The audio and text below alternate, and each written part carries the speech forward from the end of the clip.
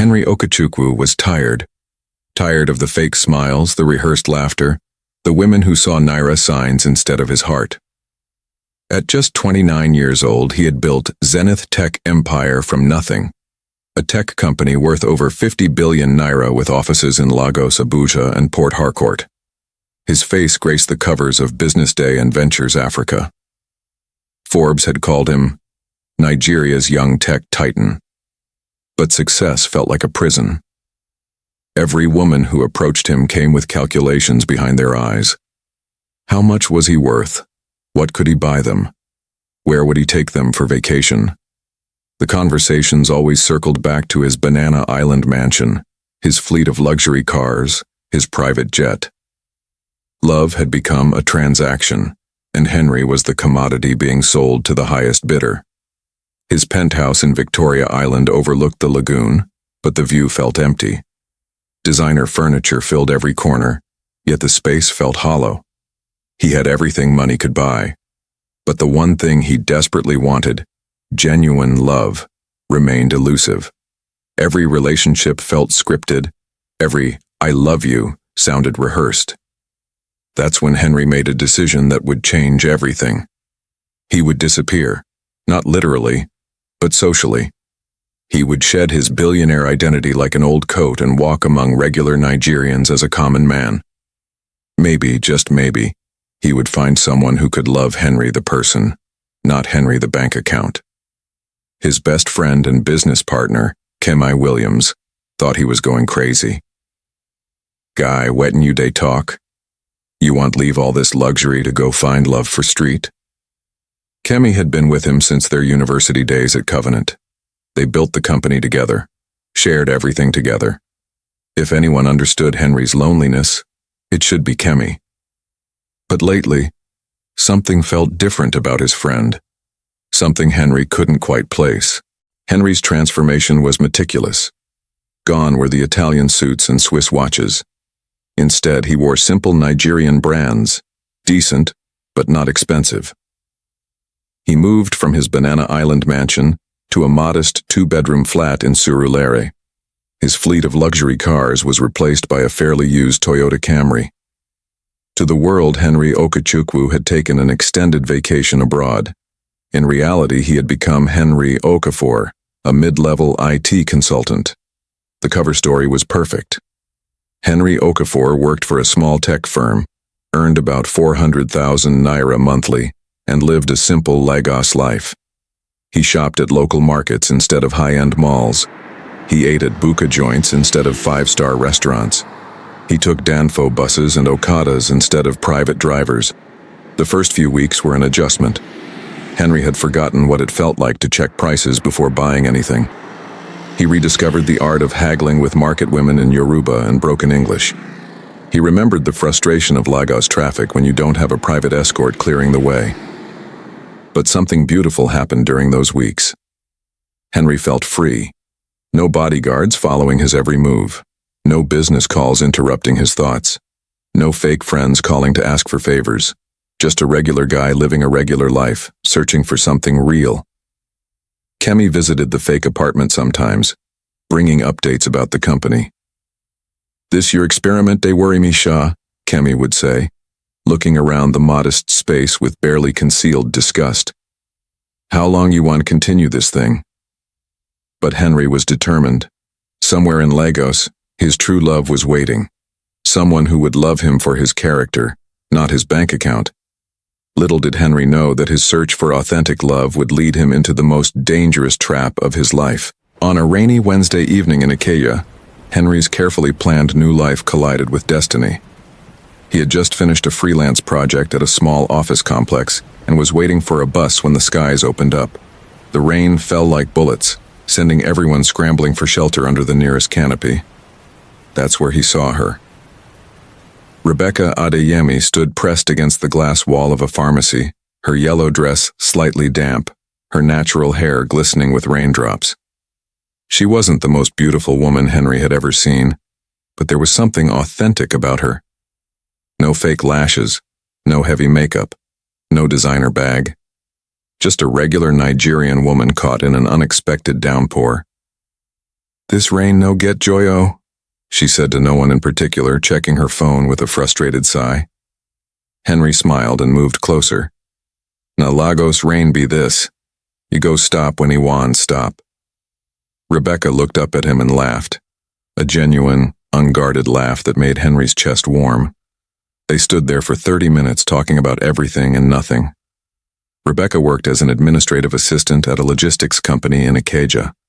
She lived in a one-bedroom flat in Agege with her younger sister. She complained about her boss, laughed about Lagos traffic, and spoke passionately about her dream of starting a small catering business someday. Henry found himself enchanted. Here was a woman who didn't ask what he did for work, didn't check out his shoes or watch for brands, didn't fish for information about his financial status. She just talked to him like a normal human being. When the rain finally stopped, Henry didn't want the conversation to end. "Make I drop you somewhere?" he offered, gesturing toward his Camry. Rebecca hesitated for a moment, then smiled. "You sure say you no be ritualist?" They both laughed, and something clicked. As Henry drove Rebecca home through the crowded streets of Lagos, he felt something he hadn't felt in years. Hope. But unknown to Henry, this accidental meeting was anything but accidental. Rebecca had been waiting for this moment for months. Rebecca Adeyemi was an actress, and she was playing the role of her life. Every smile, every laugh, every spontaneous comment had been carefully rehearsed.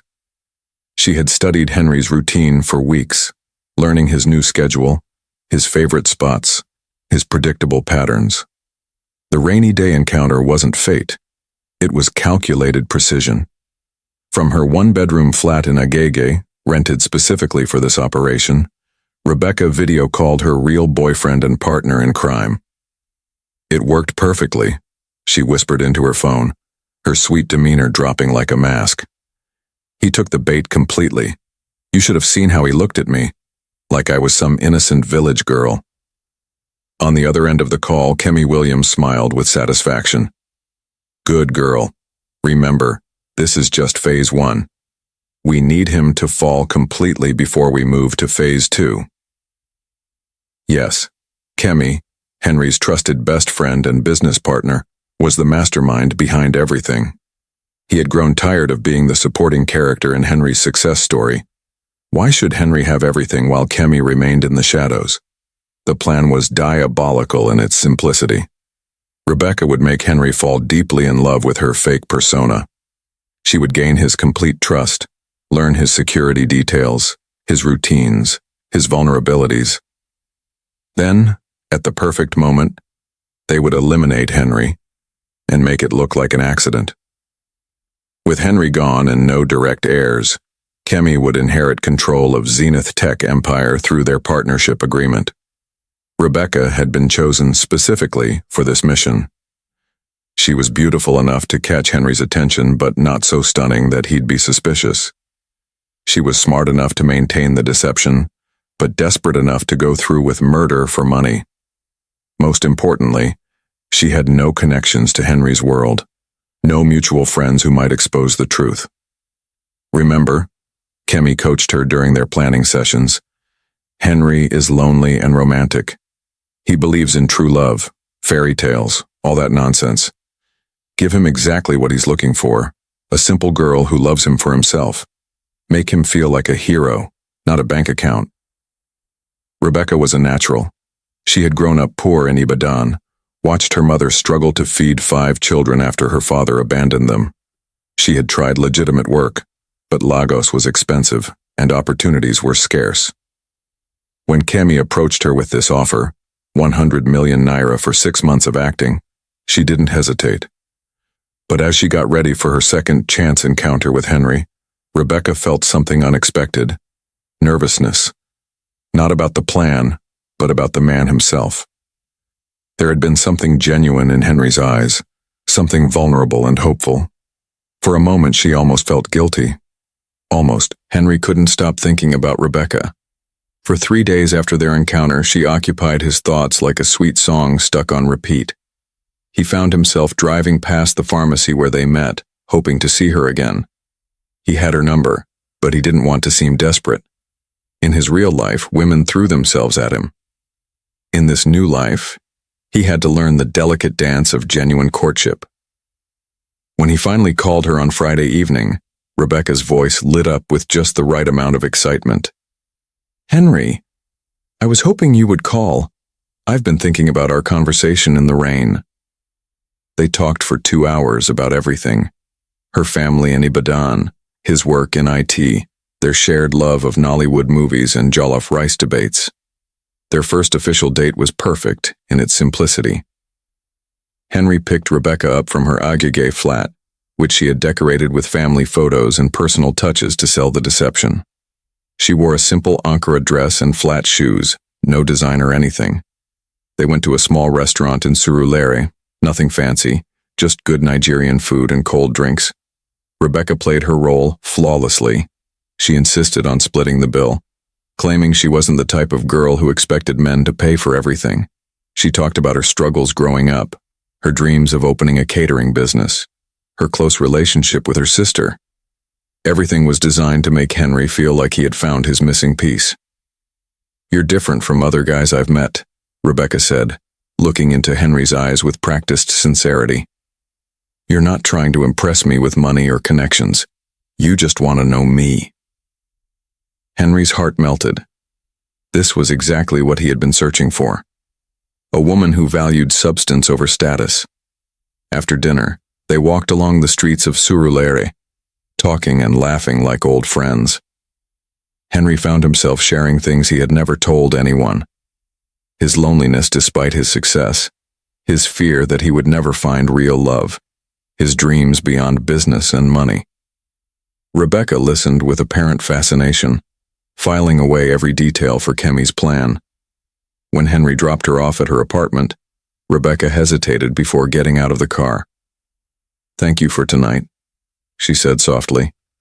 "I haven't felt this comfortable with anyone in a long time." She leaned over and kissed his cheek gently, then disappeared into her building. Henry sat in his car for 10 minutes, touching his cheek where her lips had been. He was falling, and he was falling hard. For the first time in years, he believed that true love was possible. But true love was the furthest thing from Rebecca's mind as she climbed the stairs to her apartment, already planning her next move in the deadly game she was playing. 3 months into their relationship, Henry was completely smitten. Rebecca had become the center of his world, the reason he woke up smiling every morning. She was everything he had dreamed of: kind, humble, supportive, and seemingly uninterested in material things. She encouraged his small business dreams, cooked for him in her tiny kitchen, and made him feel like the most important man in Lagos. Rebecca, meanwhile, had become a master manipulator. Every day with Henry was a carefully orchestrated performance.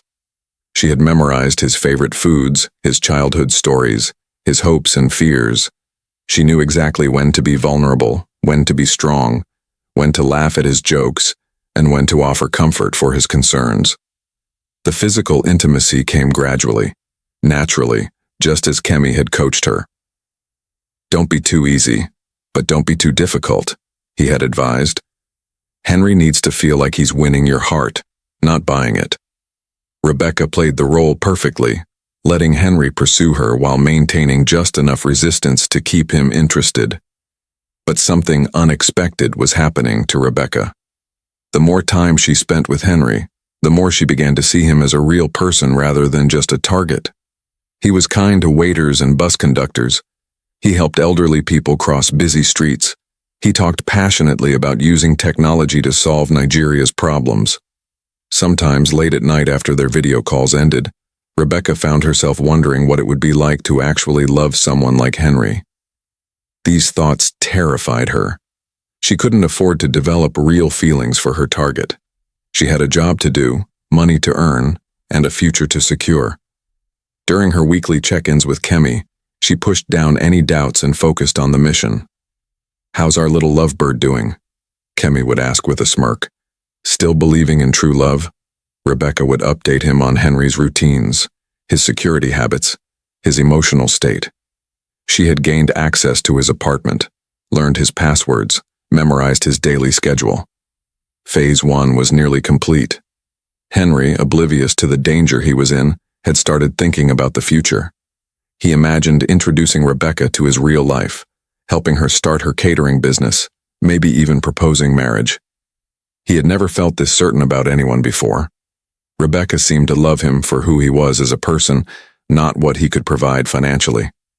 One evening, as they watched a Nollywood movie in Rebecca's apartment, Henry made a decision that would change everything. "Rebecca," he said, turning to face her on the small sofa, "I think I'm falling in love with you." Rebecca's heart skipped a beat, not from romance but from the realization that the trap was almost complete. "I think I'm falling for you too," she replied, the words tasting like poison in her mouth. But her performance was so convincing that even she almost believed it. The final phase of the plan was about to begin. While Henry was falling deeper in love, his best friend Kemi was busy orchestrating his destruction. To the outside world, Kemi Williams was the loyal business partner, the supportive friend who had stood by Henry through every success and challenge. But behind closed doors, Kemi was consumed with jealousy and resentment that had been building for years. It started small. In university, Henry was always the brilliant one, the visionary, the natural leader. Kemi was smart too, but he lived in Henry's shadow. When they started Zenith Tech together, Henry's name was on all the articles, his face on all the magazine covers. Kemi did the work, but Henry got the glory. The final straw came when Henry made his first billion and started appearing on richest young Nigerians lists, alone. Why should he have everything? Kemi muttered to himself as he paced his own luxury apartment in Ikoyi. We built this company together. We should be equal partners, not master and servant. The plan to eliminate Henry had been brewing in Kemi's mind for months before he found the perfect instrument, Rebecca. Kemi had met Rebecca at a bar in Ikeja 6 months earlier. She was beautiful, intelligent, and desperate, the perfect combination for his needs. Her sob story about growing up poor and struggling in Lagos touched something dark in Kemi's heart. Here was someone who would do anything for money, even murder. "I have a proposition for you," Kemi had told her during their second meeting. 100 million naira for 6 months of work. But it's not the kind of work you're thinking. When he explained the plan, Rebecca's first reaction was shock, then fear, then curiosity about the money. "You want me to help you kill your best friend?" she had asked, her voice barely a whisper. Kemi corrected her with a cold smile. "I want you to help me take what's rightfully mine. Henry has been lucky for too long. It's time for his luck to run out." The plan was meticulous. Rebecca would infiltrate Henry's life during his poor man experiment. She would gain his complete trust and love, making him vulnerable and predictable. When the time was right, they would arrange an accident, perhaps a robbery gone wrong, or a car accident on one of Lagos's dangerous expressways. With Henry dead, Kemi would inherit control of Zenith Tech through their partnership agreement. Rebecca would disappear with her payment, and everyone would mourn the tragic loss of Nigeria's young tech genius. It was the perfect crime, orchestrated by the person Henry trusted most in the world. But as the weeks passed and Rebecca's reports came in, Kemi began to notice something troubling. Rebecca's voice softened when she talked about Henry. Her updates became less clinical and more emotional. During one of their meetings, she even had the audacity to ask, "Are you sure we have to kill him? Maybe we could just steal some money and disappear." Kemi's response was swift and brutal. "You're not paid to think, Rebecca. You're paid to do exactly what I tell you. And if you're developing feelings for the target, remember that your little sister in Ibadan depends on you staying focused." The threat was clear, and Rebecca got the message. But Kemi was starting to worry. What if Rebecca couldn't go through with it when the time came? What if Henry's charm worked on her the same way it worked on everyone else? Kemi decided he needed insurance, a backup plan that would ensure Henry's elimination regardless of Rebecca's commitment. The end game was approaching faster than anyone realized. By the 4th month, tiny cracks were beginning to show in Rebecca's perfect performance. The constant deception was wearing on her psychologically. She found herself genuinely enjoying Henry's company, looking forward to his calls, feeling guilty when she had to report their conversations to Kemi. The line between acting and reality was becoming dangerously blurred. Henry, with his businessman's instincts, began noticing small inconsistencies. Sometimes Rebecca would mention a childhood memory that didn't quite match something she had said before. Other times she would know things about Lagos neighborhoods that seemed unusual for someone who claimed to rarely leave Agege. Her phone would buzz at odd hours, and she would quickly silence it with a nervous smile. "Is everything okay?" Henry asked one evening after Rebecca's phone rang for the third time during dinner. She had declined each call without looking at the screen. "You seem distracted lately." Rebecca forced a smile and reached across the table to touch his hand. "Sorry, baby. Just work stress. My boss has been giving me a hard time." But Henry's intuition was sharp. Something felt off, though he couldn't pinpoint exactly what. He decided to do something he had never done before in their relationship, a little investigating. It went against every instinct he had about trust and love, but his business success had come from paying attention to details and following his gut when something didn't feel right. The next day, while Rebecca was supposedly at work, Henry drove to the logistics company where she claimed to be employed. He waited outside for 2 hours during lunchtime, but Rebecca never appeared. When he asked the security guard about Rebecca Adeyemi, the man looked confused. "No be anybody with that name they work here, sir." Henry's heart sank.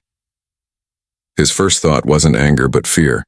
Fear that he had been living in a beautiful lie.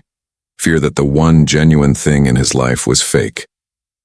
He sat in his car outside the company gate, trying to process what this meant. Why would Rebecca lie about where she worked? What else had she lied about? That evening, Henry tested Rebecca carefully. "How was work today? Your boss still giving you trouble?"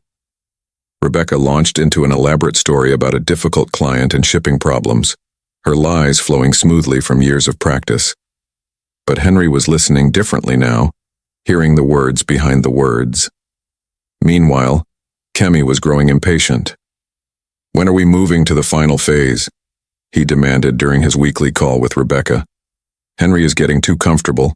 We need to strike before he starts asking questions." Rebecca's stomach churned.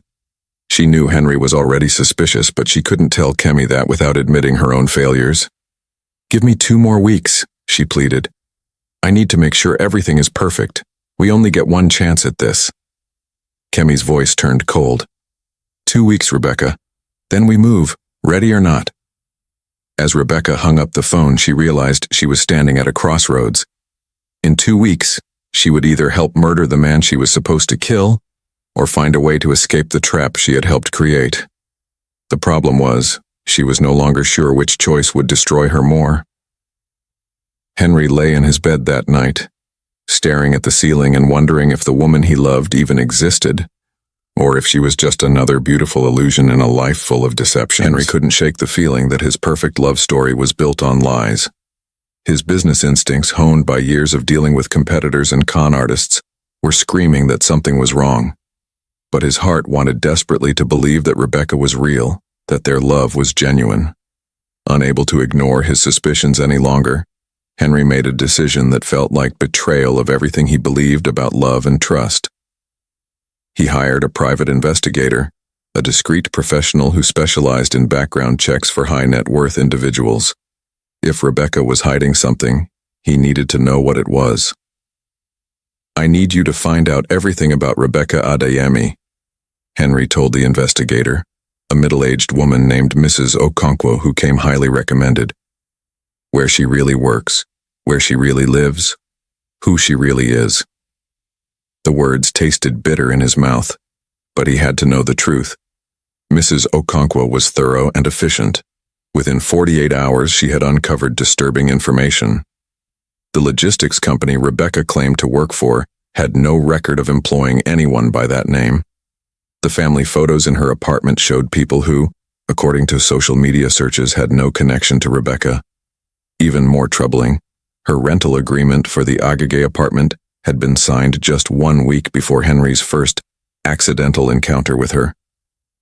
"Mr. Okafor," Mrs. Okonkwo said during their meeting in a quiet cafe in Victoria Island. "I've been doing this for 15 years, and this case has all the hallmarks of a sophisticated con operation.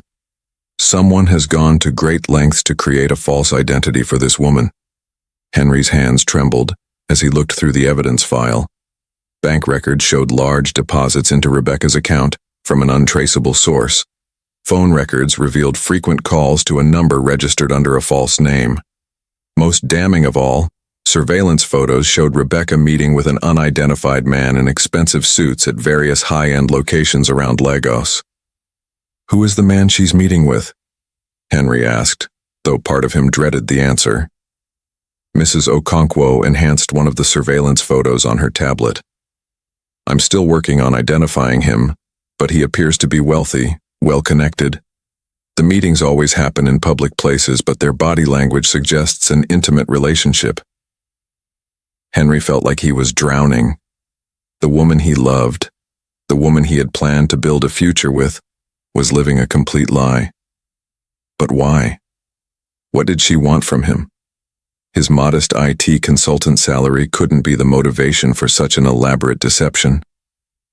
That evening, Henry had dinner with Rebecca as planned, but everything felt different. Every smile seemed calculated, every laugh seemed rehearsed, every "I love you" sounded hollow. Rebecca noticed his distraction immediately. "Henry, you've been quiet all evening. Is something bothering you?" Her concern seemed genuine, but Henry now questioned everything about her. Was even her worry about his feelings part of the act? "Just work stress," Henry replied, using the same excuse she often used. "Nothing for you to worry about." But inside, he was making plans. If Rebecca was running a con, he needed to find out exactly what she was after and who was helping her. More importantly, he needed to know if he was in danger. As they said goodnight and Henry drove back to his Surulere apartment, he made a decision. Tomorrow, he would start his own investigation, using resources Rebecca didn't know he had. It was time to discover who was really behind the elaborate deception and what they ultimately wanted from him. The hunter was about to become the hunted. The next morning brought revelations that shattered Henry's world completely. Mrs. Okonkwo called with an urgent update that made Henry's blood run cold. "Mr. Okafor, you need to see this immediately. Can you meet me at my office within the hour?" Henry raced through Lagos traffic, his mind spinning with possibilities. What could be so urgent that it couldn't wait for their scheduled evening meeting? Mrs. Okonkwo's voice had carried a note of alarm that terrified him. In her office, Mrs. Okonkwo spread out a series of enhanced surveillance photos across her desk. "I was able to identify the man Rebecca has been meeting with," she said grimly. "You're not going to like this." She pointed to a clear shot of a man in an expensive suit, his face visible in profile as he handed Rebecca an envelope. Henry's world collapsed. The man in the photo was Kemi Williams, his best friend, his business partner, his brother in everything but blood. The person he trusted more than anyone else in the world was somehow connected to Rebecca's deception. "Are you certain this is the same man?" Henry whispered, though he could clearly see Kemi's distinctive features in the high-resolution image. Mrs. Okonkwo nodded solemnly. "I've confirmed it through multiple sources. Mr. Williams has been meeting with Rebecca regularly for the past 6 months, which, according to my investigation, began weeks before your first encounter with her." The implications hit Henry like a freight train. This wasn't a random con targeting a modest IT consultant. Somehow Kemi knew about Henry's disguise, knew about his search for authentic love, and had orchestrated Rebecca's accidental meeting with him. But why would his best friend do such a thing? Mrs. Okonkwo had more devastating news. "I've also uncovered financial records showing large payments from a shell company linked to Mr. Williams's personal accounts to Rebecca's bank. We're talking about millions of naira over the past few months." She paused, studying Henry's shocked expression. "Mr. Okafor, whatever they're planning, it's big and it's expensive." Henry felt sick. Every memory of the past 4 months was now tainted with the knowledge that it had all been orchestrated by the person he trusted most. Rebecca's sweet smiles, her gentle touches, her declarations of love, all of it had been purchased by his own best friend. There's one more thing, Mrs. Okonkwo said carefully. I've been monitoring some of their communications, and there are references to the final phase and eliminating the problem. Mr. Okafor, I think you might be in physical danger. The word eliminating sent ice through Henry's veins. This wasn't just about money or humiliation. Kemi and Rebecca were planning something far more sinister. Henry's mind raced through the possibilities. Did Kemi somehow know his real identity? Was this about Zenith Tech Empire? Or was there something else Henry was missing? What do you recommend? Henry asked, his voice barely steady. Mrs. Okonkwo's expression was grave. First, we need to find out exactly what they're planning. I recommend we set up surveillance and recording equipment to capture their next meeting. Second, you need to be very careful. Don't let on that you know anything until we understand the full scope of their plan. Henry nodded, but his mind was already working on a different level. He needed to know why. Why would Kemi betray him? Why would Rebecca agree to such an elaborate deception? And most importantly, what was this final phase they were planning? As he left Mrs. Okonkwo's office, Henry realized that his search for authentic love had led him into the most dangerous situation of his life. The two people he cared about most in the world were plotting against him, and he still didn't know the true extent of their betrayal. But he was about to find out. That evening, Henry did something that would have been unthinkable just 24 hours earlier. Following Mrs. Okonkwo's advice, he secretly installed a small recording device in Rebecca's apartment during one of his visits. The tiny gadget, hidden behind a picture frame, would transmit conversations directly to his phone. 2 days later, his patience was rewarded with the most chilling discovery of his life. Rebecca was on a video call with Kemi, and Henry could hear every word through his hidden device. The wedding is in 3 weeks, Rebecca was saying, her voice cold and businesslike. Nothing like the warm, loving tone she used with Henry. He's completely convinced that I'm the love of his life. He talks about our future together, about introducing me to his family soon. Kemi's laugh was cruel and unfamiliar. Perfect. The poor fool has no idea that his fairy tale romance is actually his death sentence. Have you gotten all the information we need? Everything, Rebecca confirmed. His routines, his apartment security, his favorite routes through the city. He trusts me completely. Sometimes he leaves his phone unlocked around me, gives me his passwords because couples shouldn't have secrets. She laughed bitterly. If only he knew. Henry's hands shook as he listened to the woman he loved discuss his life like a hunting expedition. But the conversation was about to become even more horrifying. Remind me of the timeline again, Kemi said. I want to make sure we don't miss any details. Rebecca's voice became clinical, professional. Next week, I'll suggest a romantic getaway to Badagry. You know, a quiet beach resort where we can celebrate our love away from the city noise. He'll think it's spontaneous and romantic. And the accident? Kemi prompted. Rebecca's next words made Henry's blood freeze. I'll suggest we take a late-night walk on the beach after dinner. The area I've scouted is perfect. Isolated, rocky, dangerous when the tide comes in. You'll be waiting in the shadows. When I give the signal, you'll attack him from behind. We'll make it look like a robbery gone wrong. Henry's phone slipped from his trembling fingers. They were planning to murder him. The woman he loved and the friend he trusted were plotting his death as casually as planning a dinner date. What about the body? Kemi asked with sickening practicality. The tide will take care of that, Rebecca replied. By the time anyone finds him, if they ever do, it will just look like a tourist who got caught by a dangerous current after being robbed. And his phone, wallet, everything? Kemi continued. I'll take them to make it look authentic, then dispose of them properly. His family will think he was robbed and murdered by random criminals. They'll never suspect us. Henry felt like he was going to vomit. These people were discussing his death with the same casual tone they might use to plan a vacation. But the conversation wasn't over. After the funeral, Kemi said, I'll make my move on Zenith Tech. With Henry gone and no direct heirs, the partnership agreement gives me full control. I've already started preparing the legal paperwork. Rebecca's voice brightened with greed. And my payment? 100 million naira, as promised, plus a little bonus for your excellent performance. You should win an Oscar for this acting job. Henry sat in his car outside Rebecca's apartment building, shaking with a combination of terror, rage, and heartbreak. The two people he had trusted most in the world were planning to murder him for money. Rebecca's love had been a complete lie, and Kemi's friendship had been a decades-long deception. But now Henry knew something they didn't know he knew, and he had 3 weeks to figure out how to survive their perfectly planned murder and expose their betrayal to the world. The game was about to change dramatically.